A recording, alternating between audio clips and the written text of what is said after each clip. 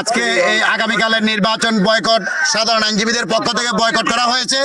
সহস্রাধিক আইনজীবী আজকের এই গণমিছিলে কালো পতাকা মিছিলে অংশগ্রহণ করেছে। সবাই আগামীকালকে এই নির্বাচনে ভোটদান থেকে বিরত থাকবে। আমরা এই আগামী নির্বাচনে রিশিডিউল চাই, নতুন করে নির্বাচনের তফসিল ঘোষণা করে সকল আইনজীবীদের সকল সদস্যের অংশগ্রহণে এই নির্বাচন সুষ্ঠু এবং নিরপেক্ষভাবে নতুন রিশিডিউলের মাধ্যমে হোক, আমরা এই প্রত্যাশা করি। যতদিন পর্যন্ত না হবে ততদিন পর্যন্ত আমরা আমাদের লড়াই সংগ্রাম আন্দোলন চালিয়ে যাব। ভোটের অধিকার প্রতিষ্ঠা না হওয়া পর্যন্ত আমরা আন্দোলন চালিয়ে যাব। আমাদের অধিকার চাই, আমরা আমাদের অধিকার আদায়ের জন্য আমরা সাধারণ আইনজীবীরা আমাদের ভোটাধিকার আদায়ের জন্য আমরা সবাই এক কাতারে হয়ে আজকে কালো পতাকা মিছিল করছি। আগামীতে আরো কর্মসূচি আসলে সাধারণ আইনজীবীদের অধিকার আদায়ের জন্য আমরা এগিয়ে যাব।